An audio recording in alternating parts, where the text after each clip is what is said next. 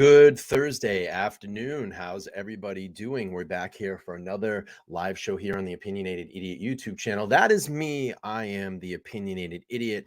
My name is Brian. I'll be hosting you here for the next hour and a half to 2 hours.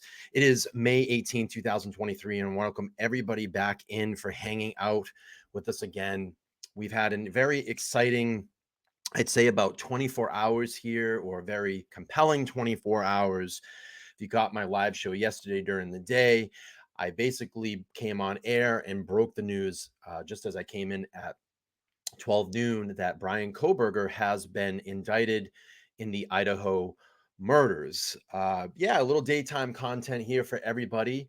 I've had a couple days off, so I figured take advantage of it. And today we're going to do a double deal, a 2-for-1 deal, combo deal. I'm going to give you some content this afternoon, and then I'll be back tonight at 8:30 p.m. Eastern Standard Time. I'll drop that link for tonight so you can come back and watch the show. So double combo meal deal today. I hope everybody's going to have a great day. We're going to go back and review some of the material that I went over yesterday and give some clarity on to what's going to happen in this case over the next couple days, weeks, months, and possibly years. I just want everybody to hold in there. This is going to be a long trial. It's going to be a very back and forth, a lot of chess playing.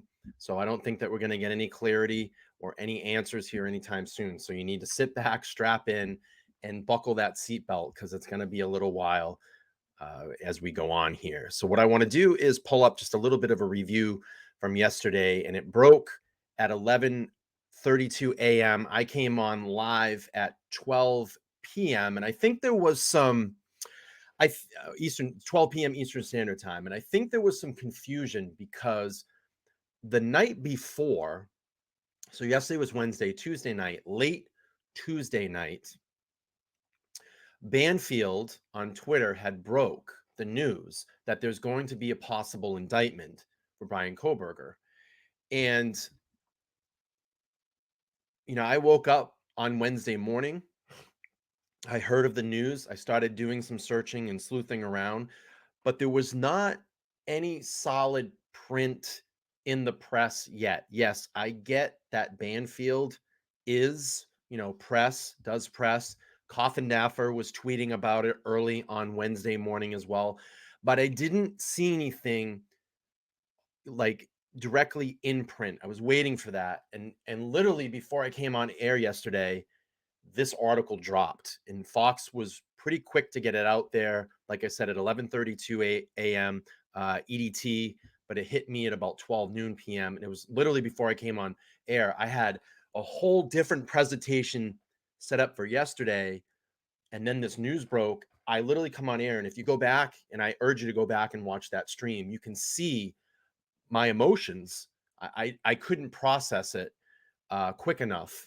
And like I was really battling a lot of emotions that, this is actually going to happen. The funny thing is, I go back to about a month ago when I had Laura on my panel, Agent Chase. She'll be joining me this Saturday evening. We'll be going through a lot of this as well. We had made the prediction that this preliminary hearing was going to be canceled and it was going to go to a jury trial, to go to the grand jury, and they were going to make a decision. So we definitely predicted that right. I think we were one of the first channels to start talking about that here. So like I said, I was going back and just, talking with Laura this morning, or even last night after my stream was over in the afternoon, and we're talking. It's like, hey, you know what? We got it right. We said this was going to go to grand jury, but I needed to wait until something was in print to officially come on air and air that, because I did not want to be wrong, because this is very important. It's very important to me. It's very emotional. It's very important to the victims' families to get the correct information.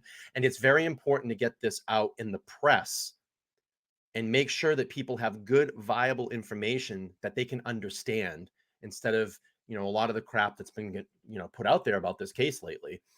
But anyway, let's go on to this article. I'm just not gonna read the entirety of it, but this was the article that broke yesterday that I came on live on air at 12 noon yesterday. Basically says Bryan Kohberger indicted in Idaho student murders. Idaho grand jury hands down superseded indictment in the university stabbings. I'm going to read a couple of sentences here, and then we're going to move on forward into this this presentation for you guys today. So Bryan Kohberger is the criminal PhD student accused of a home invasion murders of 4 University and Idaho undergrads that has been indicted by the grand jury in Latah County, Idaho. Authorities have confirmed. The superseding indictment means the accused quadruple murderer will not have the chance to attack the evidence used to arrest him at the preliminary hearing that had been scheduled for the week of June 26th. A new arrangement has been scheduled for Monday at 9 a.m. And I'm going to talk about that here in this presentation, what we can expect and what we can expect going forward. The move was not unexpected. Prominent Boise defense attorney Edwina Ecox said in January that this could be announced at any moment once the grand jury has empaneled behind closed doors and convinced that charges should stand. I'm just going to read through a little bit more of this. It's really a lot of repeat of what we know, but basically I wanted to come on and just give a little pretext to what happened yesterday. So we had the breaking news that came forward yesterday. I'm so sorry, my allergies are banging today. It's kind of a very odd day here in New England. Yesterday I was literally out in a t-shirt. Today it's like 40, 50 degrees, and I'm like literally in a winter, a fall thermal. It's just crazy. And you can never predict New England weather. One day it's snowing, one day it's 75 degrees, is what they say. Let me get some water here and then we'll move on. So yesterday we had the indictment that came out. I'm going to pull that up if you all haven't seen that. It's in the court records that have been dumped, and I'm going to throw the link here to those court documents. Hang on one second. I'm just going to clear my throat. Okay, sorry about that. So what I wanted to do is just pull up the formal indictment so everybody can understand what is going on. And there's been a lot of documents that have been dumped lately, and I'm pretty sure, maybe sometime, probably tomorrow, we may see some more, or definitely on Monday, we'll see some more as well. So here's the formal indictment. I hope you can see that up on the screen. I'm going to enlarge this a little bit so we can read along. If you ever want to go in and read the court documents, I dropped that link in the chat. You can use that to see what's going on and what documents are being dumped. So here's the formal indictment. Bryan C. Kohberger is accused by the grand jury of Latah County by this indictment of the crimes of burglary. I got it right.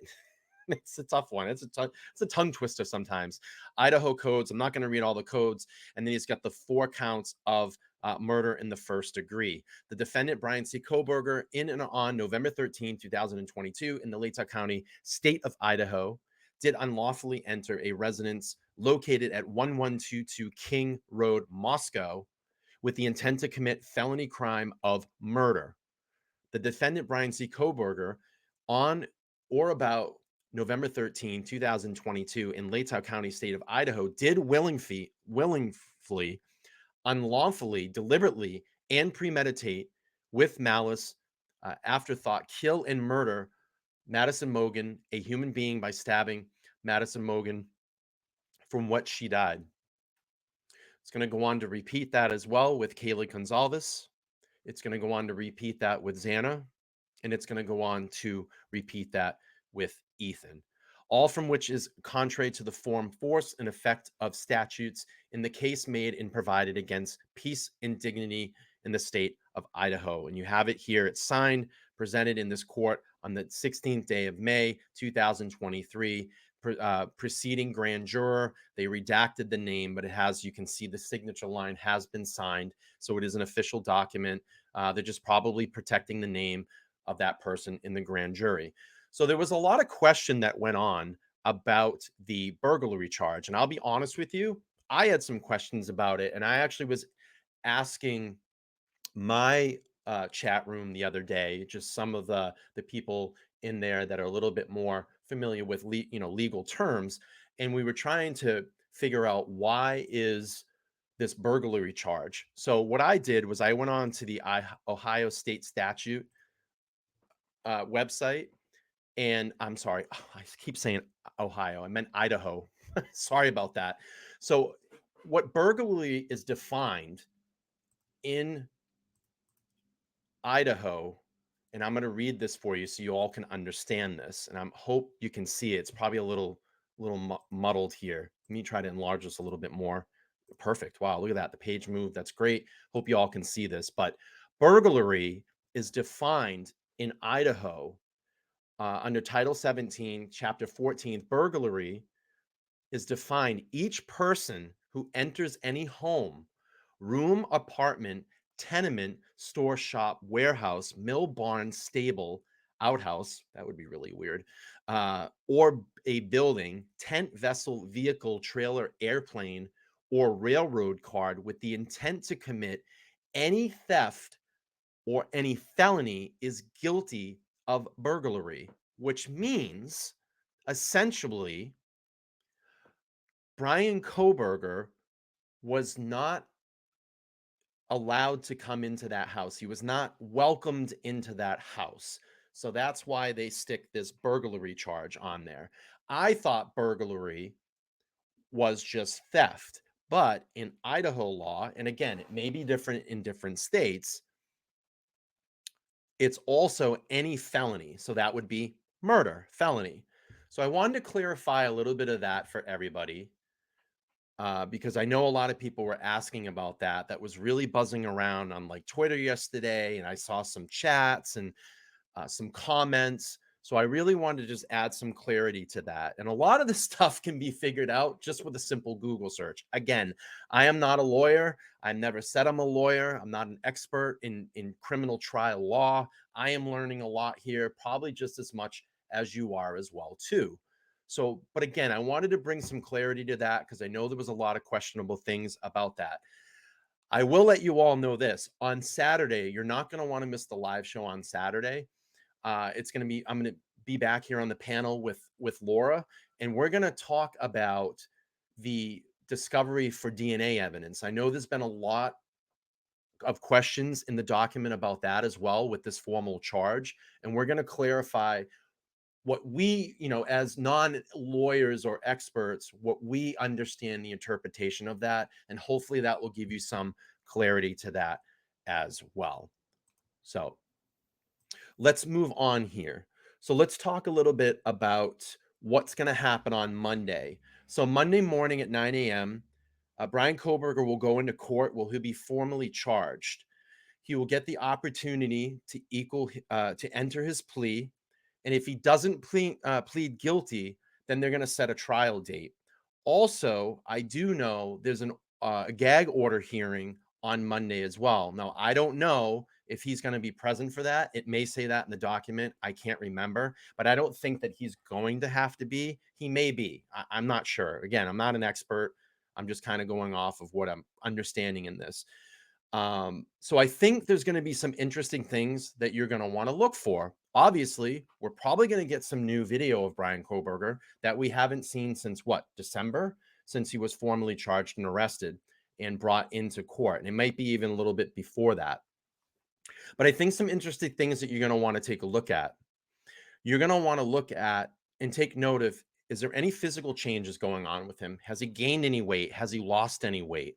I think another thing that we're going to probably want to look for as well is, what does his mental state appear to be? Now, I know we can't judge someone's mental state. We don't know what's going on inside their brain, but I think maybe some things that we're going to want to take note of is what I noticed in a lot of his videos, in his arrest videos, was he was very conscious of what was going on around him.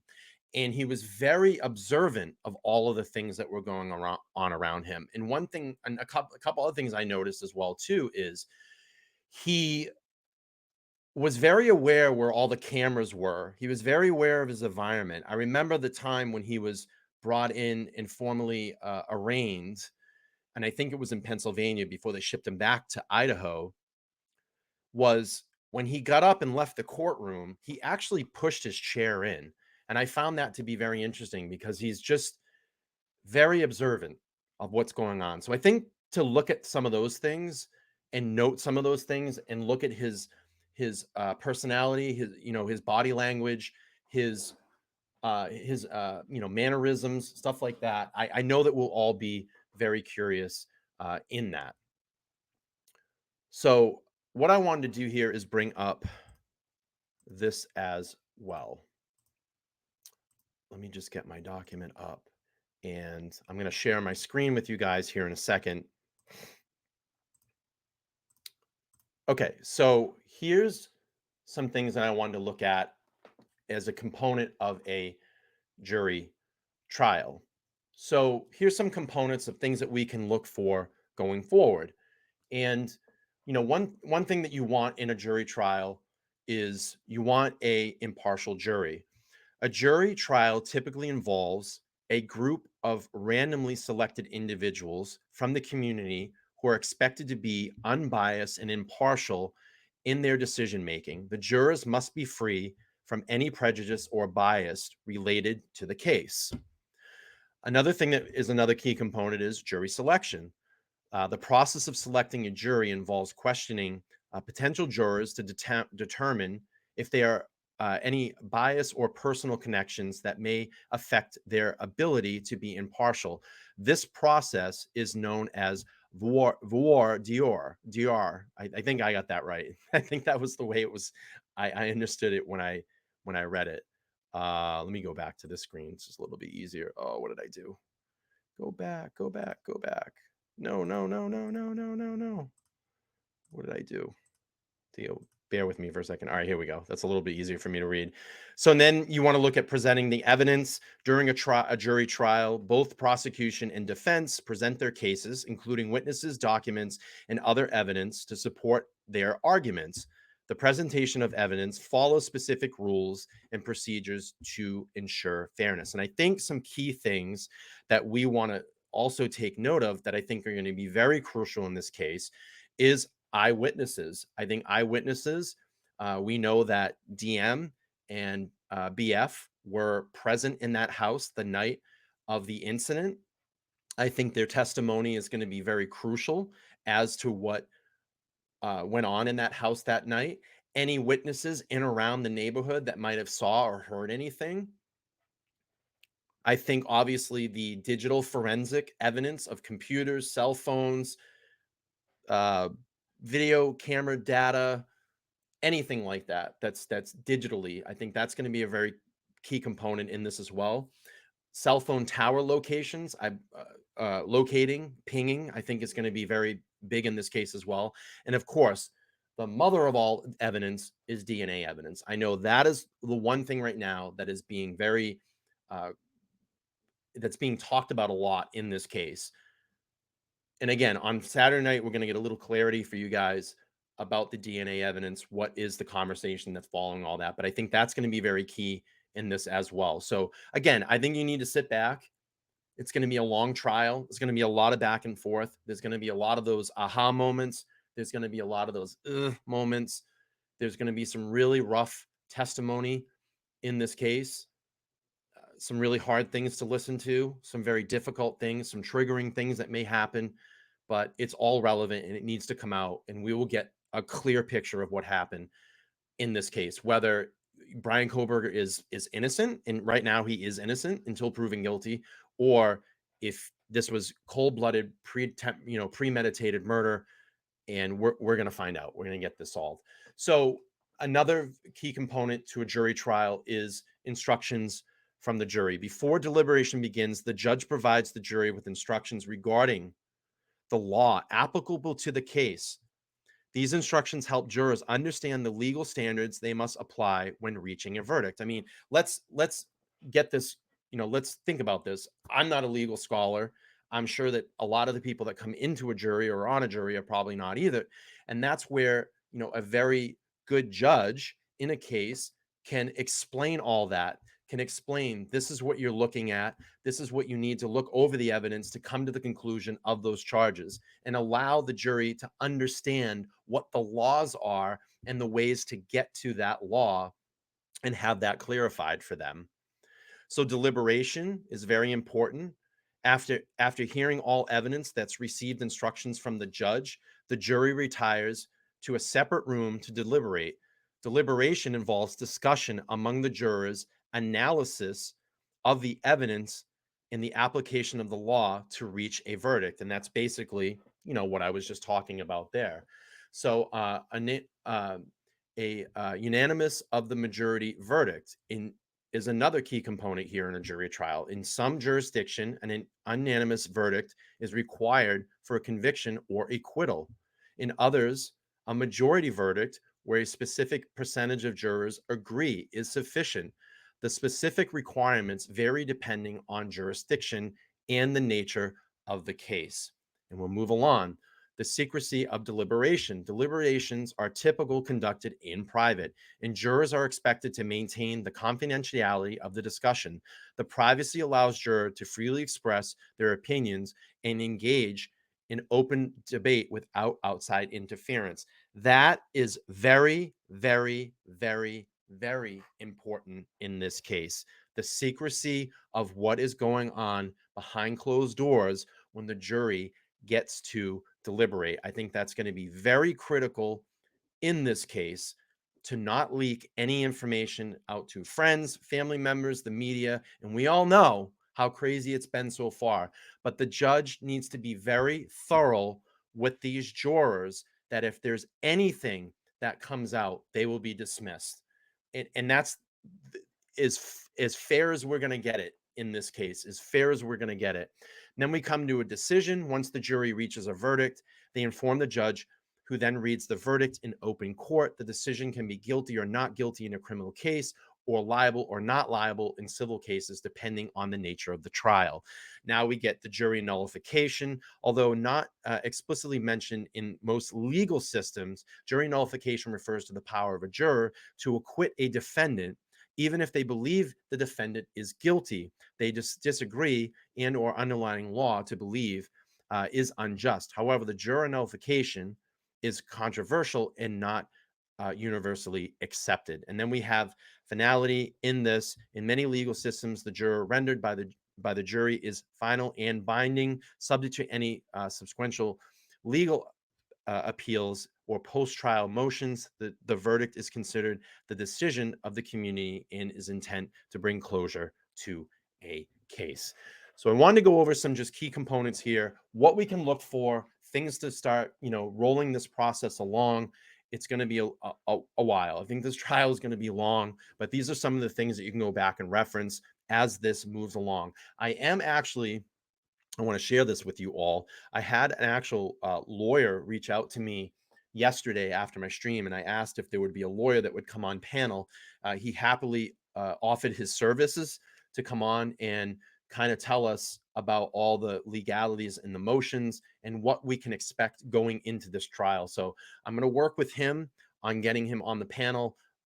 We're going to propose some questions to him and then go forward with possibly getting here on the show for a while. And I do appreciate that if he is watching today. I'm not going to call him out by name, but thank you so much for offering your services, and I appreciate that. So what we're going to do here is move on to some videos here that dropped yesterday. I want to bring those up. And again, a lot of this is just repeat of yesterday. I wanted to just bring some refresh to this case and what to expect over the next days, weeks, and months. Now, to the top story. Cuomo. The middle of the night, news broke.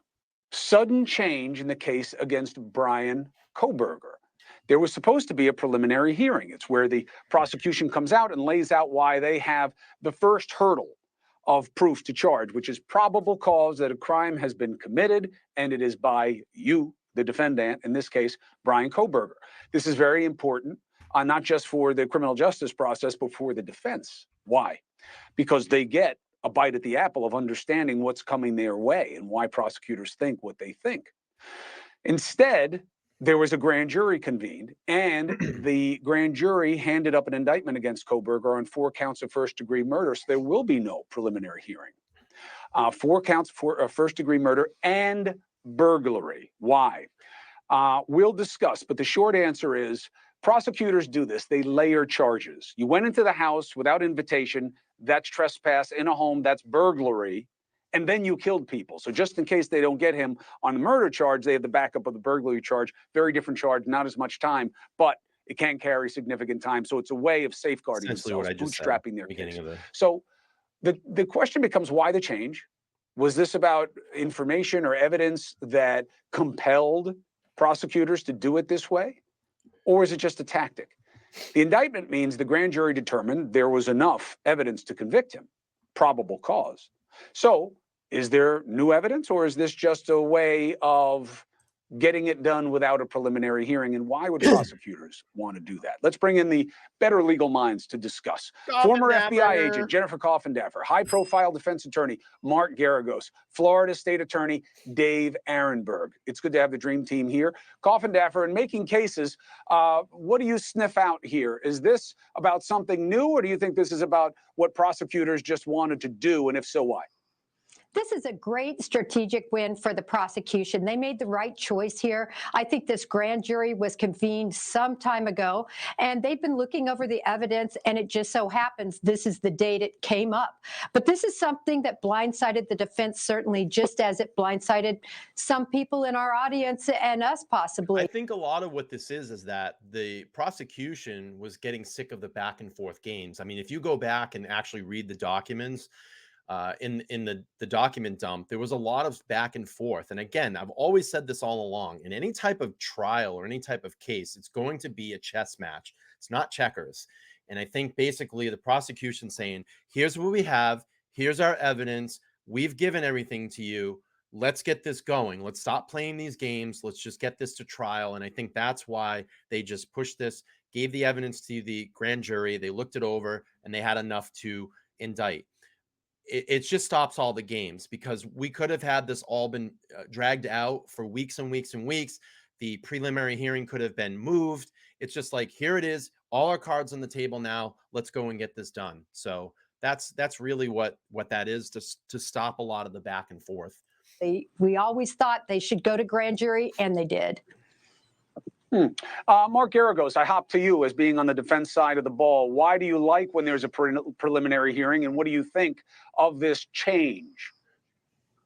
Well, what you love about a preliminary hearing as a defense lawyer is you get cross-examination of the witnesses. The difference, they're both probable cause proceedings. The grand jury is a probable cause proceeding. The preliminary hearing is. The main difference is that when you go by way of a grand jury, you eliminate those pesky defense lawyers asking your witnesses questions or challenging the evidence. You get basically a loaded deck if you're the prosecution. Yep. You had said something in the setup, and I don't know the answer to that. There are jurisdictions. I mean, in federal court, you almost never get a preliminary hearing. It's almost always by way of a grand jury indictment. In California, it's quite the opposite. In state court, you almost always get a preliminary hearing and not by way of a grand jury. I don't know what the culture is in Idaho, but if the defense was unaware, or to quote Coffindaffer, if they were blindsided by this, then that speaks volumes as to what the prosecution's motivations were. Dave Arenberg, does this lend the possibility that prosecutors did not want their proof tested any more than it absolutely has to be, and that's why they went this way, so that this is somewhat of a vote of no confidence in the case? No, Chris, I always wondered why prosecutors just didn't go to the grand jury, why they even entertained the idea of a preliminary hearing. It serves them no purpose. It allows the defense to see the prosecution's hand. Also, remember, there's the interesting issue of Bethany Funk. She was the witness there who the defense subpoenaed to appear at the preliminary hearing, and she didn't want to testify. She wanted to quash that subpoena. Well, now that's all moot because there will be no preliminary hearing. So having a preliminary hearing only helps the defense, and that's why I expected this day to come. I just didn't know when. Hey, thank you for watching. All right. Please go to News Nation. So let's move on to the next video here. And we got guilty or found guilty is up to death and or imprisonment for life. Do you understand? Yes. Well, the next time he speaks, it's going to be guilty or not guilty. It will be quick, really. I want to bring in News Nation senior national correspondent Bryan Kohberger with more on exactly what's going to happen in this process during the arraignment. He's with me live. Okay, take it away. Walk me through Monday, Bryan. So this indictment, as you mentioned, became unsealed today. The grand jury actually signed off on the indictment yesterday, Ashley. So this all became official yesterday. No surprises when it comes to the charges. It's the same charges that the police and the prosecutor initially charged Bryan Kohberger with, the 4 counts of murder and the 1 count of GM burglary. polls at the top. The case is now being Polls moved at the top. from county to district court now that there's officially an indictment. And I want to read you this part of the indictment. It says that the defendant, Bryan C. Kohberger, on or about November 13th, 2022 in Latah County, state of Idaho, did unlawfully enter a residence at 1122 King Road with the intent to commit the felony crime of murder. So you mentioned it's going to be a short hearing on Monday. They'll go over the charges. He will officially enter a plea of guilty or not guilty. I'm going to be there. What I am most interested in is we have not seen him since the arrest, since that initial court appearance. All of the hearings have been online. Some of the hearings have been in secret. So we will actually be able to be there. We'll be able to see him again. We'll be able to have a camera there. So we'll be able to show you. We'll be able to see his new attorney also, in addition to Ann Taylor. So surely we'll learn a lot come Monday, Ashley. Right. And I can't wait to see the new judge. And I love his name. It's John Judge, because he's moved from county, to district court. I don't know if John Judge is going to be the same as the county judge who just, kept everything under wraps. Who knows? But, what's really interesting is that we're going to hear like a trial scheduling, right? He has a right to a speedy trial, which is 6 months after the arraignment, the guilty plea is entered, or the not guilty plea is entered. And so, like, what's the timing? Like, what are we expecting, when we hear them schedule? It's a good question. It's interesting you bring up the judge, because when we talk about the gag order or not having a lot of information, there's now a new judge. So it's now going to be up to this judge to decide how to handle this gag order.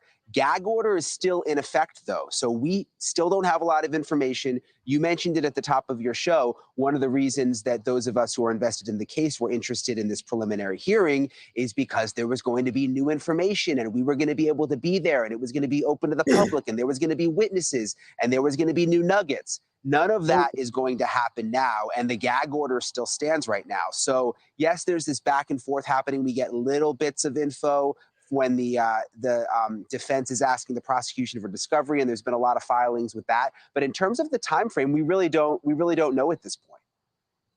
Yeah. So the interesting thing is that this plea, hearing, the arraignment is scheduled for 9 o'clock in the morning, local time in Idaho, for Bryan Kohberger. But there are additional scheduled hearings. And my assumption is it is for these additional gag order challenges. The media has done a challenge. It continues to challenge this. This is, we have open justice in America. We don't do gulag, blindfold justice. And so there's been a lot of media challenge. And then there's also the challenge from the Gonzalez family as well, who are very frustrated, with their inability to find out information about their beautiful daughter's death. Yeah, and it's interesting because those two issues have in some ways been lumped together into one issue that the judge is going to be dealing with. And they're very, very different. Because obviously you've got the media. We want the info. We don't want to just be shut down by everything. Right. But Kaylee Gonzalez's family has a very different reason for wanting to be able to speak out. Their attorney says he has a right to be able to be the family spokesman. They can't just totally shut him down. So he's fighting that.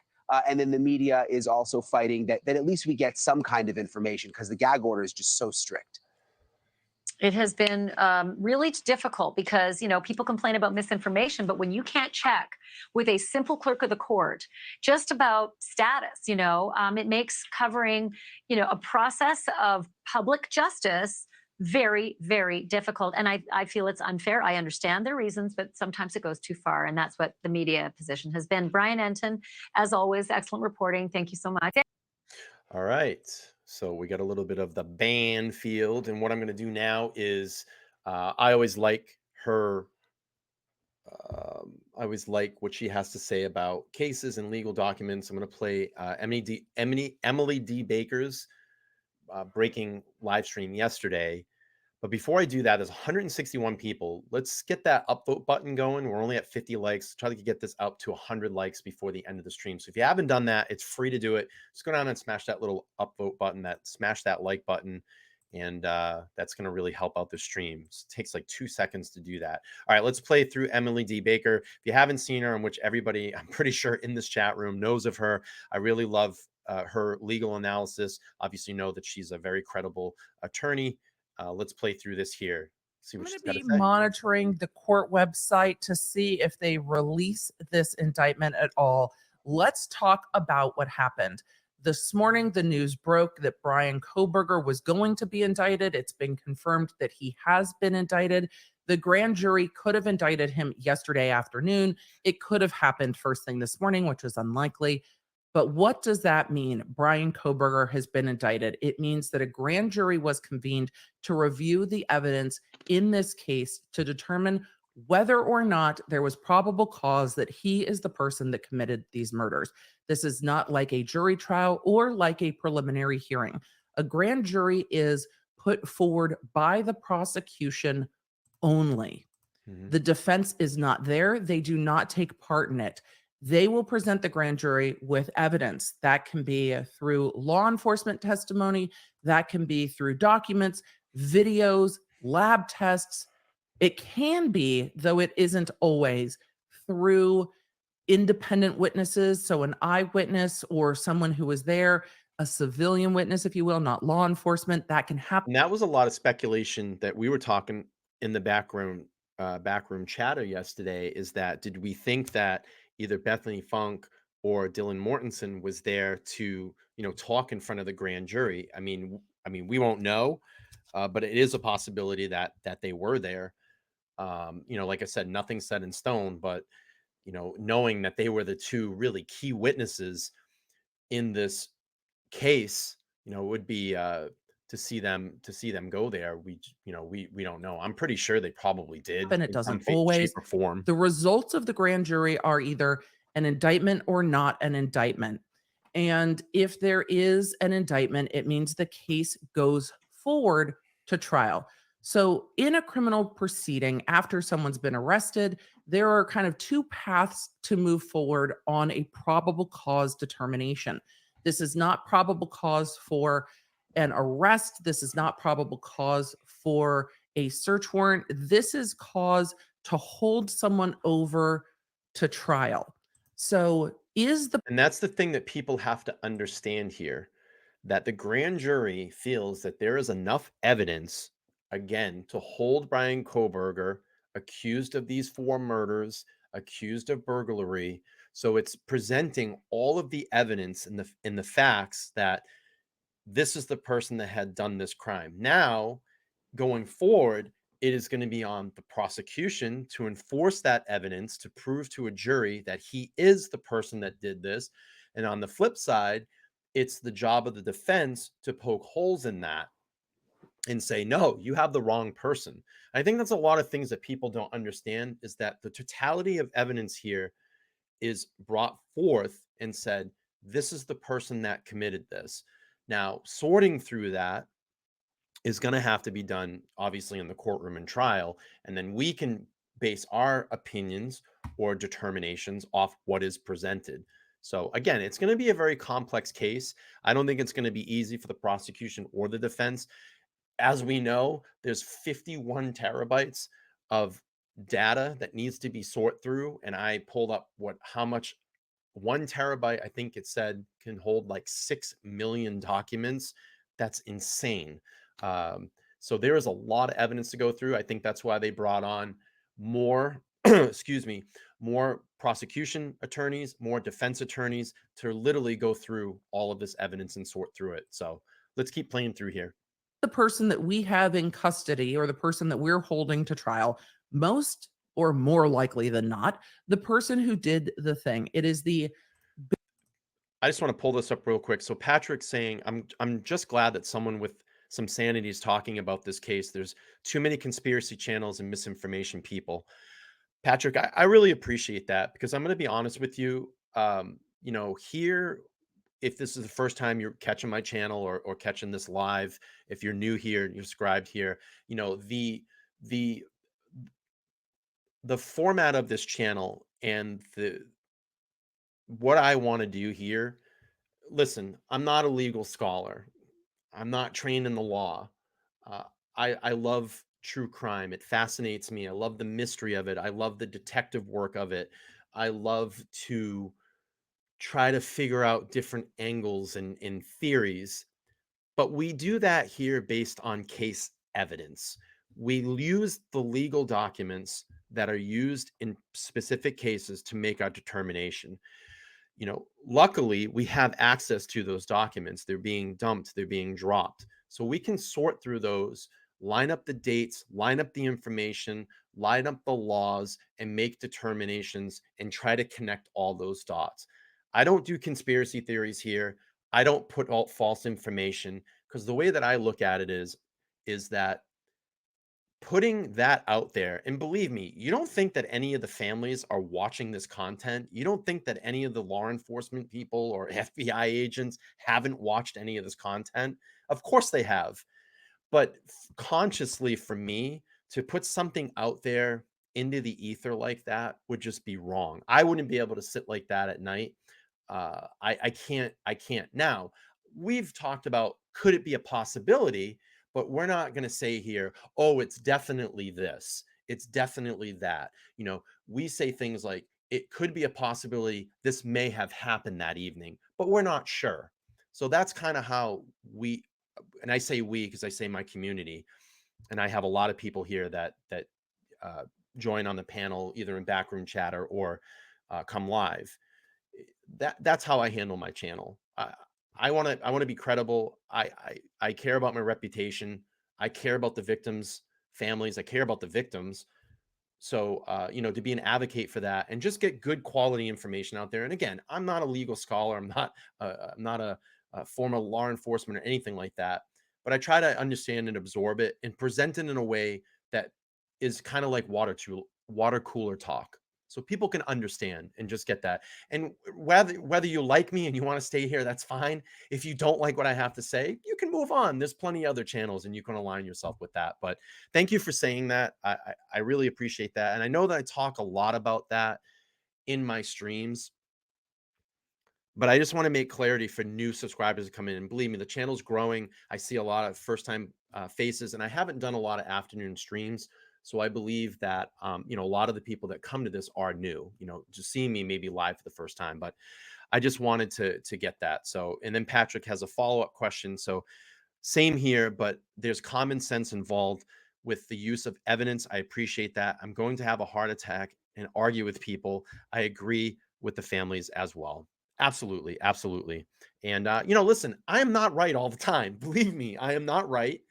I base a determination on what I can understand.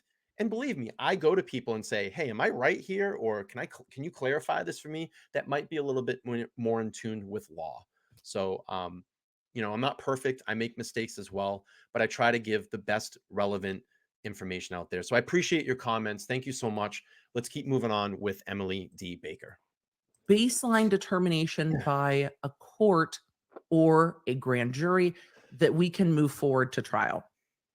So with Bryan Kohberger, this had a preliminary hearing scheduled for next month, the end of next month.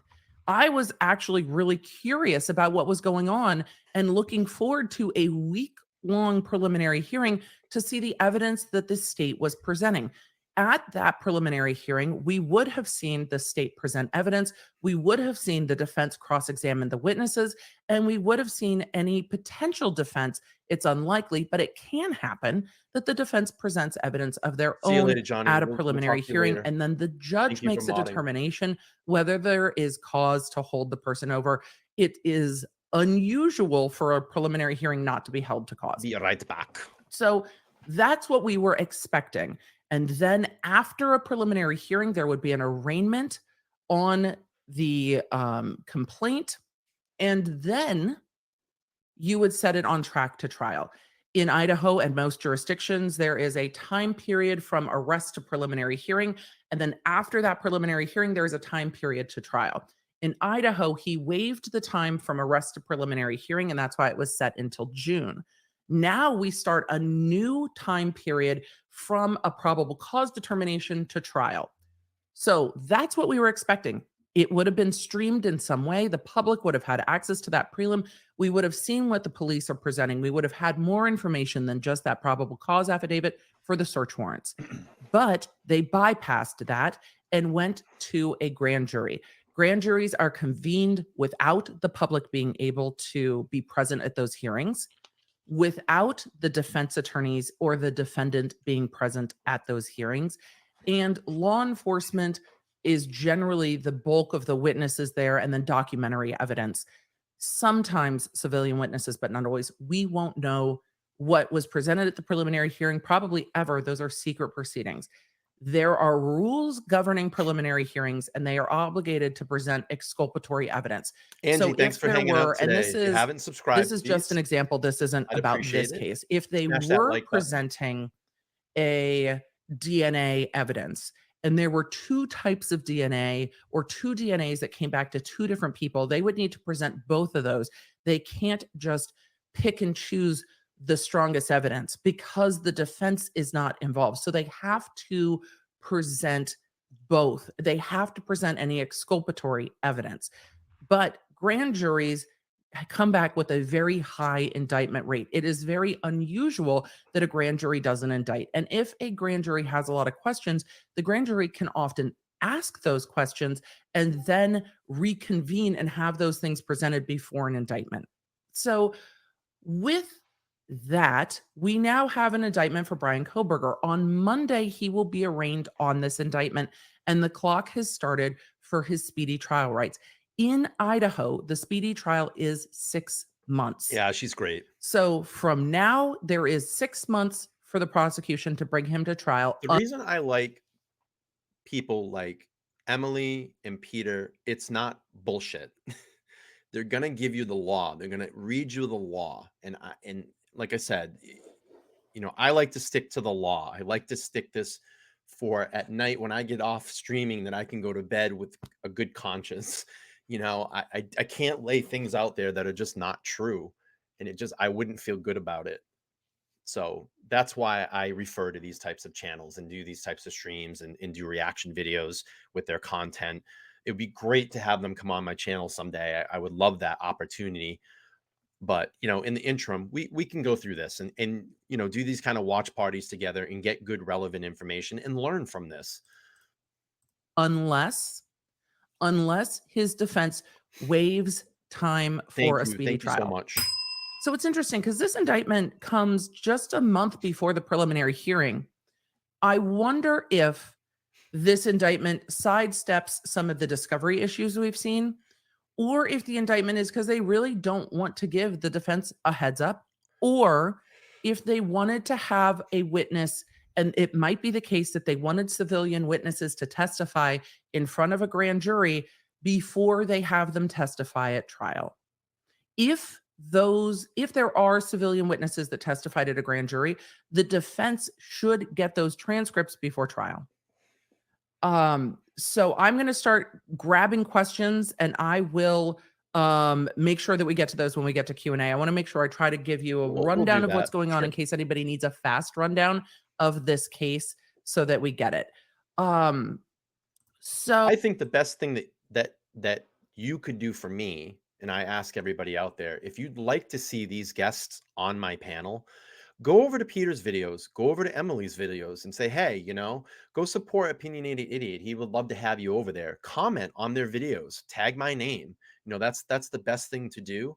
And that will give some attention to them to come over and look and say, hey, maybe this is a viable channel that I can contribute to or give my, my expert advice or opinion as to, what's going on in this case. But that's the best thing. A community rally is always the best thing. If you can bring awareness or, point out that, hey, we have a viable channel here. Why don't you go over and visit them? Tag them in it. Tag me in your comments. Oh, I go in and if Peter's live, I'll go over and super chat him. I'll feel like, hey, come hang out. Love to have you over here. I mean, that's the best way to get attention, to get attention over here and say, hey, maybe I can spend 10, 20 minutes on a live with them. But Be really cool. It would be cool. Be cool to get them over here. With all of it, Bryan Kohberger has been indicted. He will be arraigned on Monday. At that arraignment is when I they're really expect, good. and he'll be arraigned on the information or on the indictment. At that arraignment, he will be in front of a new judge. Hey, JJ, good to see you, buddy. I He's expect an that old friend of mine. He's in the watch community. If you guys like wristwatch content, go over and check out JJ's Watch Hangout. He's got some really great stuff. They do great lives over there. He's a good dude. He's a solid dude. Takes no shit. Very truthful person. JJ's a good dude. He's a good dude. But go over and check out JJ's channel if you like, wristwatch content. Give him a like over there. You guys will really love the panels over there. They get into some really high end watch content, and if you're into that stuff. So good to see you, man. That's nice you dropped in today. I appreciate that. Obviously, you can see my community has changed. My channel has changed, but we're doing well. We're doing well. Channel's healthy. We have a great community of people over here, and I'm so happy what I'm doing to get out and advocate for these victims. So thanks, dude. I appreciate it. Appreciate you swinging by. at that arraignment on Monday, he will enter his not guilty plea. Hey, He man, has hit me not up entered a sometime. plea yet. Let's chat. I miss talking to you on the phone. Then we will I gotta set get caught up a in all trial the date drama and in the whatever watch other world. dates they need. But in Idaho, the JJ's a good preliminary dude. He's a hearing good dude. happens at a Solid dude. lower district court, Solid and then the dude. trial goes Nice up fucking to watch a collection, too. superior court. Very nice watch So collection. now his arraignment will be in front of the other judge, not the judge that issued a gag order. But Monday, there is also supposed to be a hearing on the gag order. His arraignment is set for 9 a.m. There's a 10 a.m., I think it's 10 a.m. local time hearing set for the gag order. So I wonder if they will just do both, because the gag order hearing also has a Zoom component, or whether they will cancel that gag order hearing, because that was a scheduling hearing. So we will see on Monday. All right, let's go back, because she's talking about that gag order hearing that I wanted to know a little bit more information. Let's see what Emily has to say about that, because we know that he's going to see his formal indictment or the formal charges on Monday at 9 a.m. And we know that there's a scheduled gag order for that day too. We know there's actually two, but it's been lumped into one. Let's see what Emily had to say about that. Let's back that up. I expect that at that arraignment on Monday, he will enter his not guilty plea. He has not entered a plea yet. Then we will set a trial date and whatever other dates they need. But in Idaho, the preliminary hearing happens at a lower district court, and then the trial goes up to a superior court. So now his arraignment will be in front of the other judge, not the judge that issued a gag order. But Monday, there is also supposed to be a hearing on the gag order. This is important. His arraignment is set for 9 a.m. There's a 10 a.m., I think it's 10 a.m. local time hearing set for the gag order. So I wonder if they will just do both. Yeah. Because the gag order hearing also has a Zoom component, or whether they will cancel that gag order hearing, because that was a scheduling hearing. So we will see on Monday. That was supposed to be an hour after the arraignment. The arraignment will go very quickly. Yeah. Hey, quick. You have been indicted on what I'm anticipating is 4 counts of murder, 1 count of burglary. That's what he's been charged with. You've been indicted on all of these things. You have the right to a speedy trial. You have these other rights. Do you understand those rights? Yes. How do you now plead? Guilty or not guilty? We expect it will be not guilty. Okay. This case is bound over for trial on this date. There will be a check-in, pre-trial conference on this date. There will be this other conference on this date. Anything else you need? Counsel, no, good, great. So they could, in theory, do both hearings. But the hearing on the gag order is before the judge who was going to hear the preliminary hearing. And that judge is no longer in charge of this case, because this case is now in a different court. Yep. So what's going to happen with the gag order will be very interesting to me. I want to see what happens. Is that going to be a vacated hearing? We will know once the docket is up to date. The thing that's frustrating about this gag order and frustrating about Idaho right now is we can't see the docket. We only get documents as the court publishes them. So here's my thought on all this, and we've talked about this in the back. The Demetrius and Emma Bailey. I would think by this point, with everything that's come out, with the immense investigation in this case, something would have broke by now. Another arrest would have happened.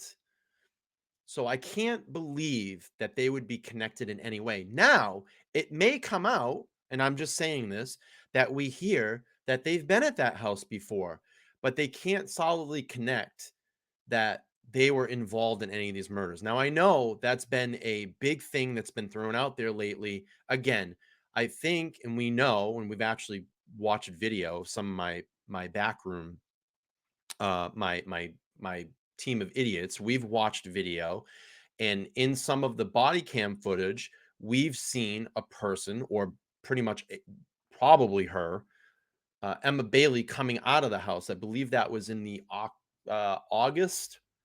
It was either August or October body cam footage. Was one of the noise complaints, or the noise complaint. And we kind of lined up her and then her arrest video. So she's been in and around that house, but it doesn't necessarily mean that she's involved in the murder or helped commit the murder or did anything with the murders. So it may come out in trial that, yeah, she's been there. These are the particular people that hung around that case, that house. We've talked to her about it. We've taken statements from her. But I would think by now, logically speaking, that someone would have been arrested. And I know that the Brent Kopaka thing has been on everybody's mind. Maybe it comes out in trial that he did help. I don't know. You can't bring someone in if they're dead. But, I think that's all the things that we're all chomping at the bit to find out. But I would think if any of those people, if they were involved, they would be arrested right now and charged.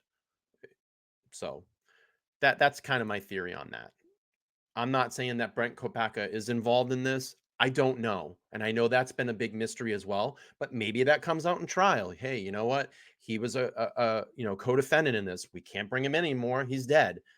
So we'll have to see. We'll have to see on all of those angles. There are a lot of strange mysteries and weird twists and turns that happen in this case. Every day it seems like it's something new. But again, it is, what we do here, we stick to the facts of the case, the evidence, and we try to sort through it. So let's keep playing through them onto the public facing website, but we cannot see the full docket. So we can't see whether or not the attorneys are meeting with the court today until after the fact. So we don't know. It's very interesting that while the discovery battle is going on pre-preliminary hearing, the state convened a grand jury and went that direction, isn't it? The state just dumped a ton of information on the defense. I mean, we've seen what records they've pulled. Tinder, Match, dating apps. It's kind of weeds the story of how this all happened. If we're all smart and you actually read the documents and connect all the dots and the dates, you start to kind of figure out what happened. You have kind of a good idea of what happened.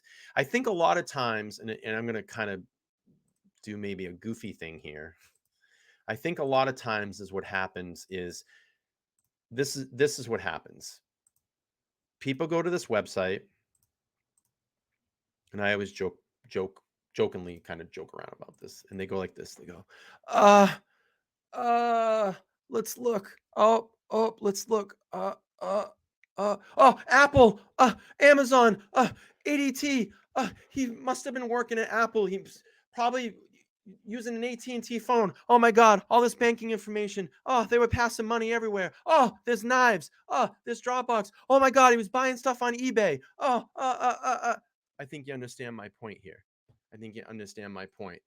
But you're actually not getting in, reading the documents, understanding what's going on, and connecting the dates to all of these documents.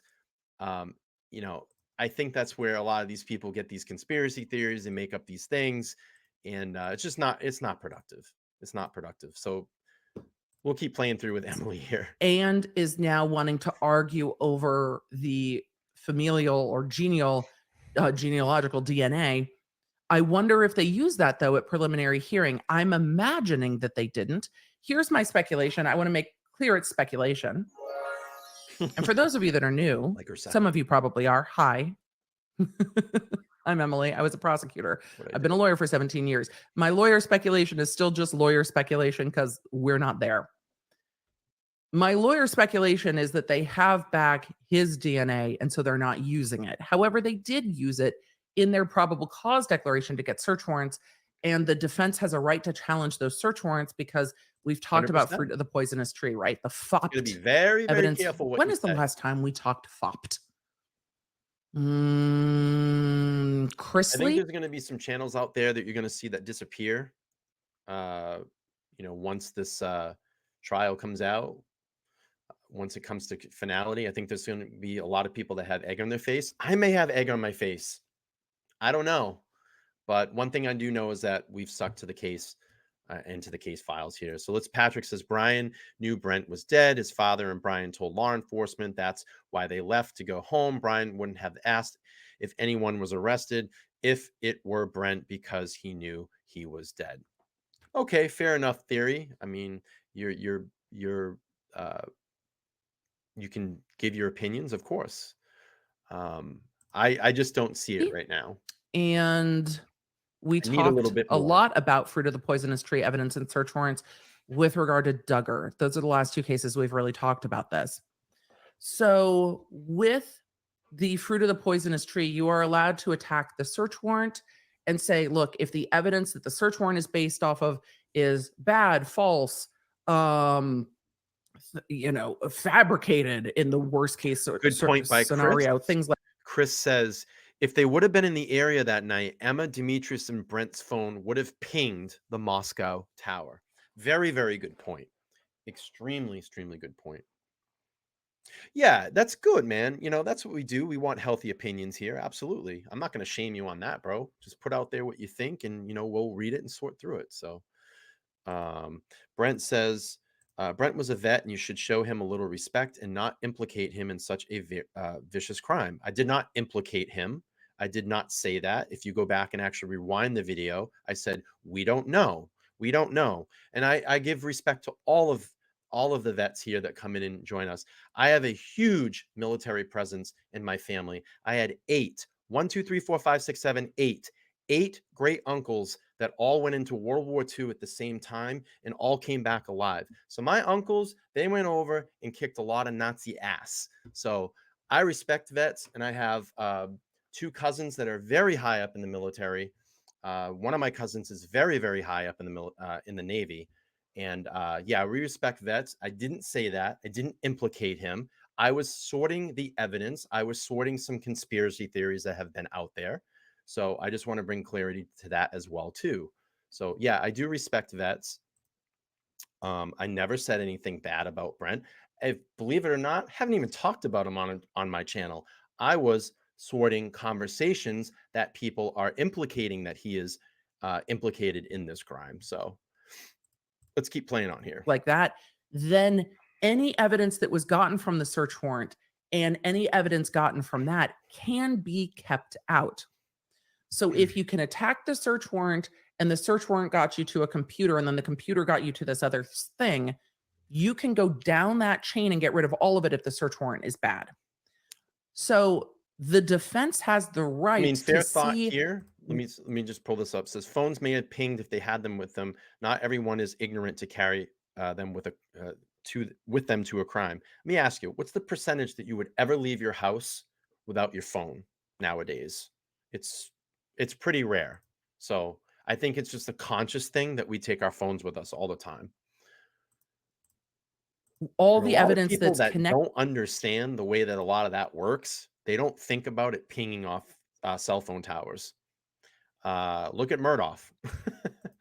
To He was a pretty smart the guy. He was a lawyer. basis He knew the law. And guess what? His phone pinged for the search warrant, multiple times. including the fact that they seemed to have used familial DNA tracing back to Bryan Kohberger's father from the trash in Pennsylvania to get this probable cause declaration to go search and get all the devices. So this is a normal part of the defense work, is trying to get to whether or not that search warrant is valid, and then does it kind of disqualify or throw out or yeet everything downstream, because then that all becomes fruits of the poisonous tree, right?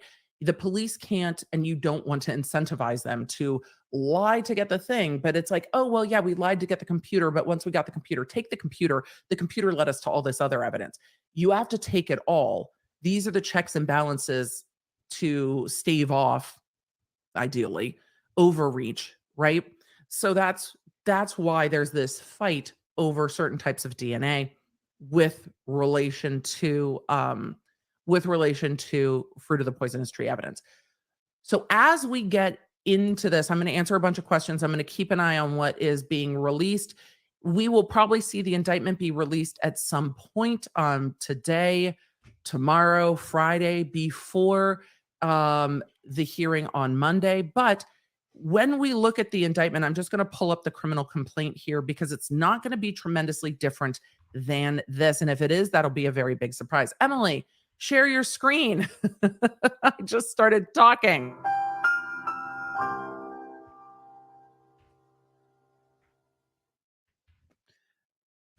There we go. That's better. All right. Sometimes, y'all, sometimes. This is the criminal complaint. This will be an indictment instead of a criminal complaint because it indicates we've moved from the district court to the superior court. And it will likely be for burglary, murder in the first degree, 1, 2, 3, and 4.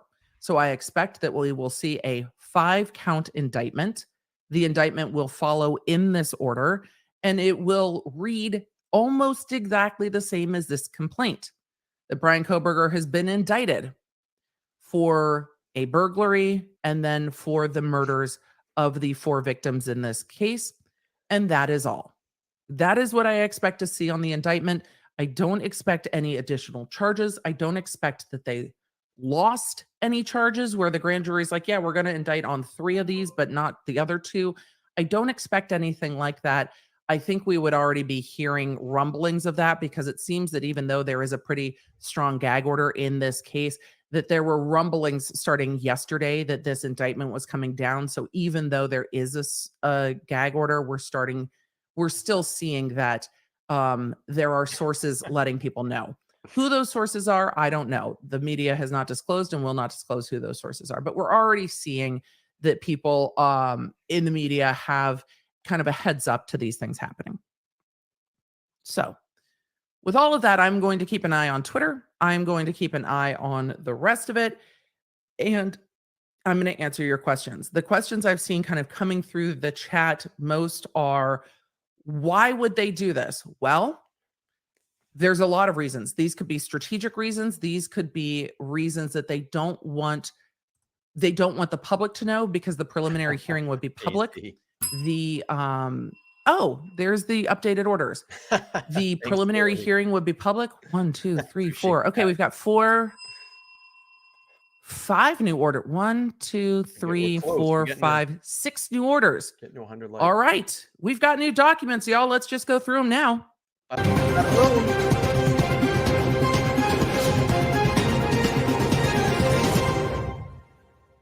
loud. Their website is crashing. That's not helpful. That's not helpful at all. The first one is the order denying the motion to reconsider, but it is crashed. That is a 404 error. Let's see what's next. The redacted indictment, 404 server error. Notice of hearing in the criminal case, 404 server error. Order governing courthouse conduct, 404. Motion to seal grand jury, 404. Order to seal grand jury, 404. All of these are crashed. So I'm going to answer some questions and then come back. I'm sure if these just went live, the entirety of the media is trying to grab them. Here's what's so frustrating to me. Today is the 17th. 4 of these orders are from the 16th, and they just popped up today. So the website is broken. I'm not surprised. Oh, there's one. All right. Let's grab this one first, and we're just going to go in order and keep trying. Hey, I don't often cover live news, so I always beg the chat's indulgence Julie, you're when I right. do. But look No, at that's the thing is, Julie's really right. Quadruple murder is a big deal. I believe this is bigger than we all can wrap our heads around, and that's the thing. We're only heard a very small portion of the evidence in this case. You only need that to get into a probable cause affidavit to get someone held for an arrest. And now on Monday, he's going to be formally charged with all of these charges. So, it's gonna. I know that everybody is salivating to get to the opening statements. The opening statements in this trial to really know and what they have discovered and found out in this case. And there's going to be lots of twists and turns, and it's going to be really. I don't want to say like adventurous, but it's going to be. We're all going to be holding our breaths, believe me. And I think there's going to be a lot of like, oh my God moments. There's going to be a lot of things that we didn't even think of. And I think there's going to be a lot of shocking moments in this case as well, too. Yeah, Danielle, I'm hoping we're very close to 5,000. We're very, very close to 5,000. I'm currently at 48. I think 50. We hit a couple more just during this live stream. I'm tasting 5,000. We're going to do a 5,000 celebration stream when we get there. Maybe I'll do a little bit of a giveaway on that stream. But let's get back to Emily real quick, and we'll keep playing through this. at us. We've got documents. Let's start with the order denying the motion to reconsider. This matter is before the court on the Associated Press et al.'s motion to reconsider the May 4th, 2023 order. After due consideration and for the reasons set forth herein, the motion to reconsider is denied. Well, I guess that hearing on Monday is canceled. Yep. Emily, keep reading. Is there going to be a scheduling hearing for the motion to reconsider? Nope. The court's like, the gag order stands. Yeah. So the gag order stands. I am going to, let's see how long this order is real quick. Oh, it's only 6 pages. I'm going to go through this in a minute. I want to get to some of the other orders. I'm going to leave this up. Let's take a perusal of all our orders and then go from there. That's the gag order. Redacted indictment is what I wanted to see first. So let's go to the redacted indictment. We'll come back to the gag order, I promise. Redacted indictment first. Let's just real quick. We're about halfway through the stream. I'm going to stream probably another 40 minutes. We'll give you 2 hours of solid content. I will be back this evening. A double dip. It's going to be a 2-for-1 deal. 2-for-1 deal today. Double combo meal. Tonight, I'll be back tonight to give Peter Tragos's reactions to the recent document dump here in the Bryan Kohberger case. I've dropped the link there. Set your reminders after the show completes, or if you want to click on it now and set your reminders. I really would appreciate it. Just take a moment here and smash that like button. We're almost at 100 likes. I'm at 99 right now. 100 would be great. And I'm going to do my little advertisement spiel here first, just really quick to take pause. Please, if you're first time over here, make sure to subscribe to the channel, turn on that bell notification, smash that like button, come over and interact on these videos.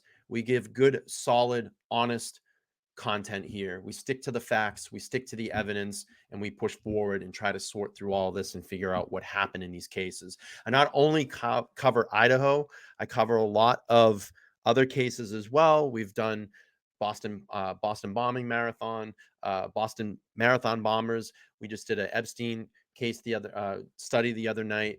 I've been talking a lot about the Jesse McFadden case in Oklahoma. I'm going to bring some awareness to that right now. I'm extremely passionate about that case as to what is going on. It seems like there is a lot of things being covered up, allegedly, in that case.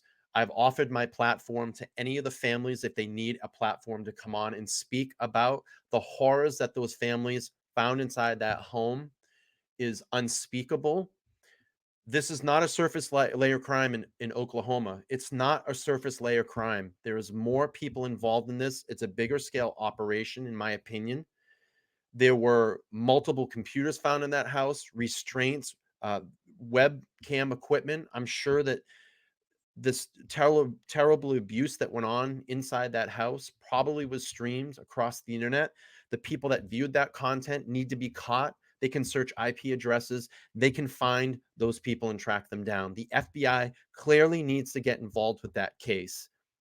It's beyond imaginable what's going on down there. I'm actually going to be covering that, more of that, on Sunday night show. You're not going to want to miss that. We do more streams other than Idaho. We do more streams other than Idaho and bring awareness to cases that are going on that are not being covered as much as this case. I get it. This case here is extremely, what's the word I'm looking for?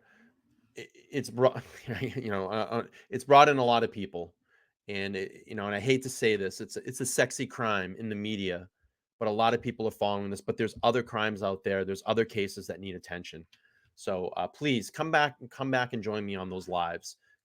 Join me on those lives. It's important to watch the other lives. If you can't join, go back and at least go back and watch the replays, comment, give those videos likes. I really would appreciate it. If you want to support the channel today, you can go down there and hit the join button. You can become a monthly member, a monthly contributor to the channel. My monthly memberships only start at $1.99. That'll get you into our Discord group where you can have private offline chatter with us. We would appreciate it if you join us. We have a very clean chat, a very respectable chat. It's not like other chats that I've heard about, but we keep it clean, and it's for members only. It's for people that pay, that contribute in a monthly way. If you want to super chat, you can do that as well. So that's my spiel. I don't like to do that stuff, but it's all up to you. You guys can feel the need to support in any way. And just showing up is the most important thing. I don't care about the money. I really don't. The most important thing is that new subscribers come into this channel and we continue to grow and we continue to get this message out across YouTube and let YouTube know there is a demand for this channel, and we have bigger things planned here for this channel in the future. But I need the subscribers to come in, and I need the subscribers to interact with this channel. So that's my spiel halfway through the stream. Let me recognize the super sticker. I got a $5 super sticker from Rachel. Thank you so much for your contribution. She's also a channel member as well. Thank you. Thank you so much. Miss Krampus says, keep up the content, raising awareness to other cases that need to have discussions. Absolutely. And thank you for being here. I appreciate you. I appreciate you so much. Okay, so let's keep playing through here. I'm going to do about another 40 minutes or so we can timestamp it. In the afternoon. I love seeing back. Double dip, double combo meal tonight, 8:30 p.m. Eastern Standard Time. Hope you all can come over and hang out. The love in the chat. Y'all are ready. All right. Redacted indictment. Bryan C. Kohberger is accused by the grand jury of Latah County by this indictment of the crimes of burglary, count 1, murder in the first degree, counts 2, 3, 4, and 5. Look, it's exactly like I said it would be. it's like I know things. It's weird. It's like I've done this for a really long time. This is exactly what we expected. This is what the criminal complaint says. This is a true bill. This was indicted yesterday. The presiding grand juror's name is redacted out. That's appropriate and expected. I would hope that it would be, in especially a high profile case like this. In a small community, you would hope that name would be redacted out. But there we go. The redacted indictment only redacts out truly the social security number of the defendant, appropriate, and the name of the presiding grand juror, appropriate. Everything else is exactly what we expected that it would be. Same charges, etc., etc. So that's it. All right. That's the indictment of Bryan Kohberger. Let's go to our next document, notice of criminal hearing. Let's see, 9 a.m. arraignment, district court, 5/22/23 in front of Judge John Judge. Yes. Andrea Burkhart said this months and months and months and months and months ago. Andrea Burkhart's like, look, once this gets past preliminary hearing, this is most likely going to go to Judge John Judge. So Judge Judge is going to be the Judge of this case. We are going to see that arraignment on Monday. Now, what I need to see and what I want to see is the courtroom conduct order. Is this another gag order? Let's go find out together. Courtroom conduct order. This will give us an idea of what to expect for Monday. All right. Right now we are looking at the new courtroom conduct order. Here's the thing about the other gag order. Judge. Mute. It's mute. not mute, moot, Moot. moo. It's moo. It's a moo order. The moot. Because It we be- have moved on to another judge. Let's see what Judge has to say. This order governs the courthouse and courtroom conduct and media activities in this case. This order shall supersede any prior order. That means the prior gag order is moot. Moot. The court is mindful of the need to balance 1, the constitutional right of the defendant to a fair hearing, 2, the public's right to information in conjunction with the constitutional and statutory rights of the media to attend proceedings, 3, the court's interest in maintaining order and an environment that permits all participants to focus on their responsibilities without undue distractions, 4, the court's interest in the safety of the public and court personnel, and the need to follow all Idaho Supreme Court orders. That's a good one. It is hereby ordered. Yep, he'd be Courtroom John seating and John. attendance. Seating John for John. victims' families, counsel, defendants' family, and court personnel shall be reserved. Pooled media seating. The representatives of the media serving as the pooled camera staff, so they are going to allow pooled camera. Great. The pooled camera staff shall be seated in an area approved by the court as designated by the administrative district judge, presiding judge, Was up trial late court last administrator, night. The boys or kept me up bailiff, late. subject boys to a kept me limit up of late. 2 media members operating the pooled audio video and 1 media member We're burning the midnight oil. handling the Talking about pooled still Kohberger. photography. Who is going to handle that? We don't know yet. Will it likely be Court TV that gets the pooled cameras? Yes. Yeah. It will likely be Court TV that gets the pooled cameras. Pooled still photography, what I've seen most courts do is use either the Associated Press or local So press. there is going to be video. Personally, if I had gonna to be video choose, not a judge, during this don't want to case. be a judge, but I like that they allow local media to do the still photography. I think that's the preferred balance, is to allow those that work in the area to do the still photography.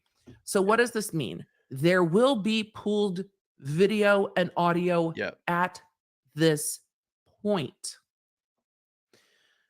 Will it be streamed or will Right. it be That's delayed? the We thing. don't We know. don't know. But it will be recorded in some Right. way. That's what this means so far. General public and additional media seating. I needed more lip gloss for this. The public and members of the media not designated as pooled camera staff may be permitted in the courtroom as space permits on first come basis. No person may reserve seats. So whoever gets in line first will be allowed into court. Seating in front of the bar, no, unless you're the lawyer on the case. Entry and exit during court proceedings. Spectators, including members of the media and public, shall be seated before court is in session. During any portion of the hearing, no entry or re-entry to the courtroom shall be permitted while I feel like giving a membership away. If we get to 150 likes today, I'm going to give away a free monthly membership. One free monthly membership. Let's get to 150 likes. 150 likes. Go down there and smash that like button. We're at 114 right now. There's 168 people watching. It's free to hit it. It's free to smash that like button. We'll get up to 150. I'll give away a free membership. court Let's is in do it. session. Let's get this No done. in and out. It's kind of like the theater. Let's get it You can't done. get up and leave. Security screening. Cell phones are permitted, but must be turned off and shall not be used for recording or the transmissions of sounds or images. Let's do it. Violation of this rule may result in confiscation. It probably will. Other electronic devices, computers, laptops, and similar are permitted for note taking, but shall not be used to transmit. Well, there's pool cameras. There shouldn't need to be. Disruptive behavior. Fuck around and find out. Media coverage.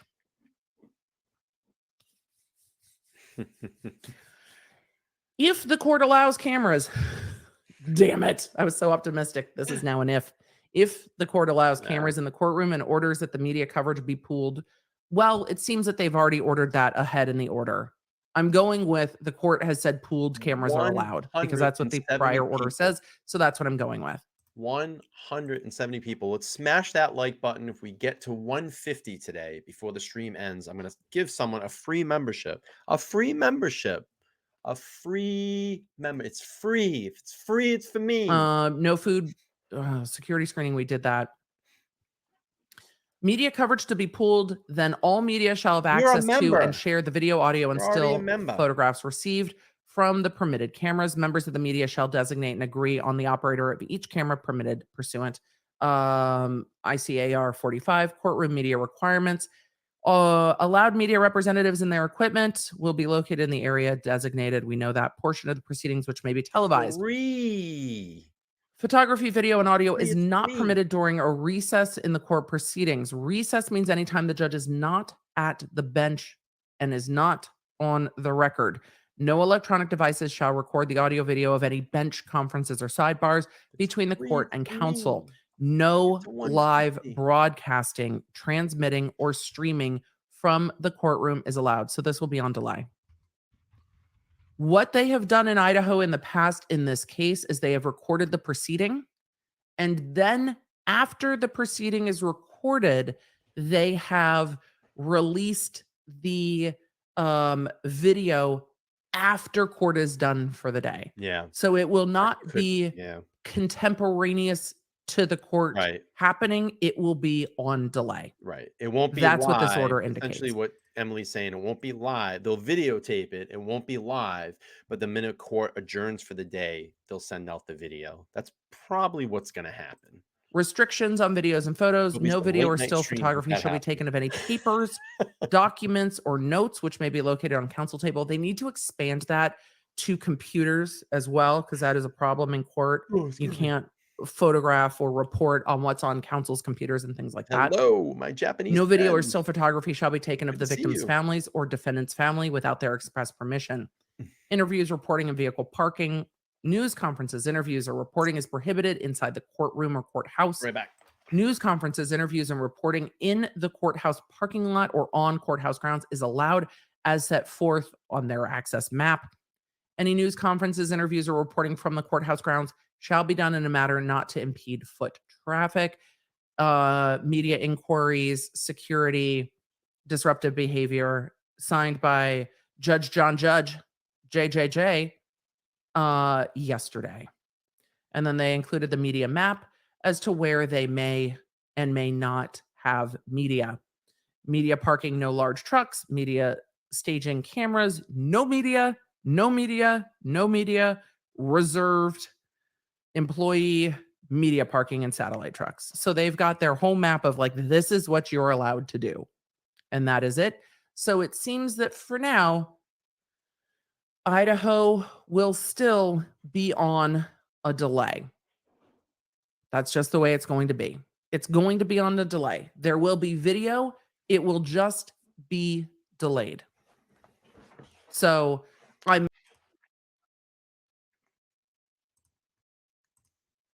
next motion. This is a motion to seal that's going to be approved. So motion to seal grand jury witnesses comes now the state of Idaho by and through the prosecuting attorneys. In support, the state respectfully represents to the court that it has received numerous complaints from potential or prospective witnesses or their families and associates regarding being harassed both in person and via social media. Thank you, Moko. Appreciate you. The reports of harassment have incled threats as well as what appears to be intimidation. Given this and the broad publicity surrounding these proceedings, the state respectfully submits the releasing the names of the witnesses who appeared before the grand jury would invite additional harassment, intimidation, and possible threats, and undermine not only the integrity of this case, but the parties' prospective rights to a fair trial. All right, I'm going to go move up a little bit because she's reading kind of all the documents. I just want to see. Let's go to her summary and see what she's got to say, and then maybe we'll see some of the questions that came in. Here's what we know. Bryan Kohberger has been indicted by grand jury. The witness list of who testified at the grand jury has been sealed. This case will be arraigned on Monday. He will likely plead not guilty. We have not yet seen a determination about whether the state will seek the death penalty or not. It is still early for that determination to be made. They don't have to do that yet. We will not have a preliminary hearing where the public will see the evidence in this case at the end of June. We will see the arraignment, which will probably be very quick. Yep. We will see if there is a scheduling hearing on this gag order or not. We now know, well, we knew, but we now know that from yesterday, the timing for this to go to trial is 6 months from today. The defendant can waive that time to go forward, Oftentimes, murder trials do not go forward within their set statutory time period, but we also saw defendants like Alec Murdaugh say, yeah, you want to indict me? Fine. Fine. Go ahead. I'm not waiving time. Bring it to Yep. trial within the time period. Yep. Do it. So that is a choice of the defendant and his attorneys. Does this go to trial in 6 months or does it not? Right. We'll see. Will that be determined at the arraignment? Not necessarily. Will the court set an initial trial date? Yes. Will that trial date be fixed in stone and the date that that jury is going to be picked? Not likely. I never had a trial go to trial on the initial trial setting, Right. but I also worked in a much larger jurisdiction. Could it happen? Yes. Do I expect it to happen? No.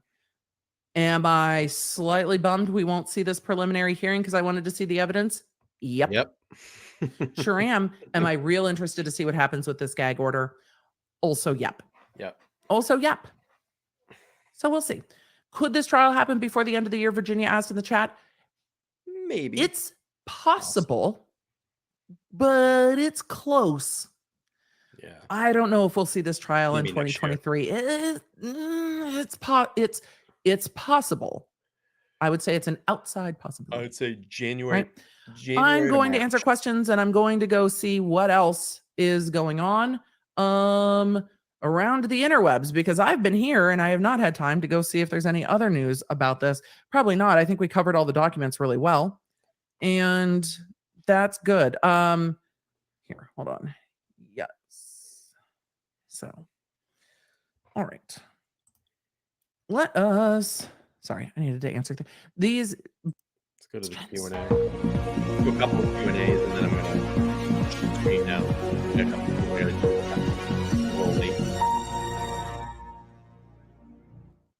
Viking Bear, correct. It is time to fact around for sure. Shady Millennial asked a great question. We're going to get to it first. Why was there a change in judge? It is the way some jurisdictions work. So Right. it really just depends on the jurisdiction. When jurisdictions have splits in courts, there will be some courts that will handle a case from the inception of the case through the preliminary hearing. So these are really just local determinations on how to best administer justice. And they will handle it through the preliminary hearing. After the preliminary hearing, it will go to a trial court and then be handled from arraignment up. A lot of cases will plead before preliminary hearing. We'll have motions that are needed before preliminary hearing. So there will be a court that will handle all of that before. Sometimes it's because they're dealing with commissioners, not judges. And so there is a different level of authority, if you will. So it really depends on how the jurisdiction breaks down. This happened in Los Angeles a lot where it's like, okay, before prelim, it is this judge. After prelim, it goes to this court for trial. So this is not uncovered. This is not uncommon that one judge does not handle the case from the day it is arraigned before preliminary hearing on the complaint all the way through handling the information or indictment. All right. I have to stop this. I do have a couple of things that came up that I need to go take care of this afternoon. It's almost 2:00 p.m. here on the East Coast. And I sorry to cut, but I just want to give you a little bit of a touch of what Emily had to bring to the table as the documents came out yesterday. I will be back tonight at 8:30 p.m. I'm sorry, I was going to go 2 hours, but I have some things that I do need to take care of. I'm going to drop the link for tonight's stream. I'll be streaming, like I said, 8:30 p.m. Eastern Standard Time. It'd be great if you all can come over. I'm going to play through the Peter Tragos videos that he posted over the last 2 days, pre-indictment, and then now after the indictment. We'll get kind of his take on everything. And again, Peter, my platform's open. If you want to come over and hang out, I would appreciate it. If you haven't already, please go down there, smash the like button, make sure you subscribe, smash that bell notification. My schedule is going to be a little wanky for live streams over the next couple of weeks. I have major things that have come up at work, and I'm going to try to squeeze in as much as I can to stream when I can. So just look forward for the postings when I stream. If you can come in and hang out, I would appreciate it. Thank you all for coming over on this stream this afternoon. I know it's a little bit out of character for me. I usually do night streams, but wanted to come in and give some daytime content. And then tonight we're going to double dip. Like I said, 2-for-1 combo meal deal. I'll be back tonight, 8:30 p.m. Eastern Standard Time. Krampus says she's going to try to jump on at 8:30. Yeah, that would be great. Love to see you over here. I appreciate you so much. And yeah, I need to catch up for the, God, I don't even want to be anywhere near that stadium for the next 3 days. It's going to be crazy. No, I got a couple things I need to do, and I'm going to come up and take a nap, get some food, and get ready for tonight's stream. So again, I appreciate everybody over here. You know, we keep everything here stuck to the facts on the case. We use the legal documents to go through, and then we take as much of the expert opinion that we can. Again, I'm not a legal scholar, but you guys all do a great job here in the chat, and I love seeing everybody here. But I got to take off. Thank you so much for joining the stream. Again, I'll be back this evening at 8:30 p.m. Eastern Standard Time. I hope you all can join us. Then I really would appreciate that. So I'm going to head out. And if you're replay crew, make sure to like, share, and subscribe the video. I would appreciate it. All right, guys, I'll see you tonight. Bye.